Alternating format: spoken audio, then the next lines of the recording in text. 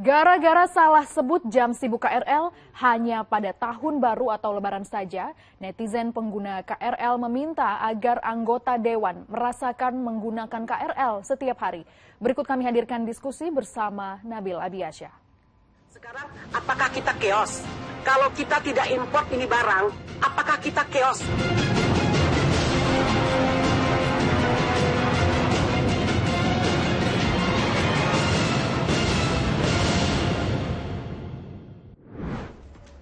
Sepertinya para angker atau anak kereta lagi pada kebawa emosi ini. Karena ramai banget di media sosial yang nyuruh anggota dewan untuk naik KRL setiap hari. Jadi apa nih ucapan anggota DPR yang sampai-sampai memancing emosi para angker? Kita diskusi. Yang jelas, sekarang apakah kita chaos? Kalau kita tidak import ini barang, apakah kita chaos? Mulanya gara-gara anggota Komisi 6 DPR RI fraksi PDI Perjuangan Evita Nursanti yang menanyakan urgensi PT KAI untuk mengimpor gerbong bekas dari Jepang. Kalau dilihat-lihat, niatnya bagus sih sebagai pengawasan, biar nggak asal impor. Apakah kita chaos? Karena import pun, itu kan sudah lewat. Kita kan biasanya chaos itu di tahun baru. Kita biasanya chaos itu kan di lebaran. Ini kan udah lewat semua. Tapi netizen pengguna kereta api langsung berkomentar saat Evita menyebutkan penumpang chaos saat momen-momen tertentu saja, seperti tahun baru dan lebaran. Mereka menilai anggota dewan ini tidak merasakan bagaimana rasanya berjuang berdesakan, senggol bacok, sampai nggak bisa naik kereta api karena gerbongnya penuh. Nah, bicara soal KRL pada jam sibuk itu memang nggak ada habisnya. Seperti ini nih, ada dua teman saya yang tiap hari naik KRL. Mbak, gimana rasanya naik KRL? Capek. Aduh, kacau. Ini kondisi di stasiun Manggarai yang kedua teman saya tadi lewatin setiap hari. Kondisinya seperti ini. Antre dan berdesakan. Belum lagi ada cerita gerbong KRL khusus wanita yang dianggap sadis dan mengerikan. Ya, emang nggak salah mereka itu disebut angker, anak kereta atau angker, karena memang kondisinya yang horor. Karena bukan sehari atau 2 hari mereka harus rasakan ini, tapi tiap hari. Pantaslah mereka pada kecewa dengan ucapan anggota DPR tersebut.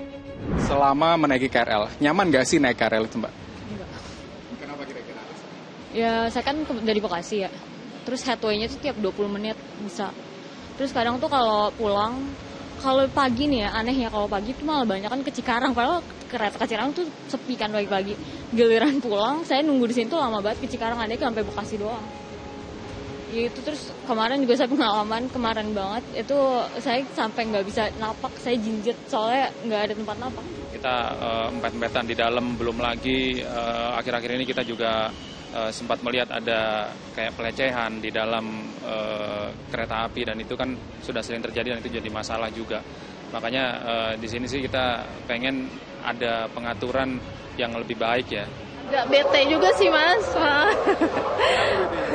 Ya, soalnya kan pengen buru-buru pulang gitu, terus harus desek-desekan, kadang nggak kebagian tempat juga, nggak kebagian kereta gitu. Anggota DPR yang ya makin sering lah dipertanyakan, masih merakyat atau tidak. Ngomong-ngomong soal anggota DPR ini, kita bahas aja yuk gimana sih sebenarnya kinerja mereka di periode 2019-2024. Dari fungsi legislasi, Forum Masyarakat Peduli Parlemen Indonesia mencatat DPR memiliki 259 RUU untuk tahun 2020-2024. Tapi selama berjalan 3 tahun, ternyata baru 20 yang selesai.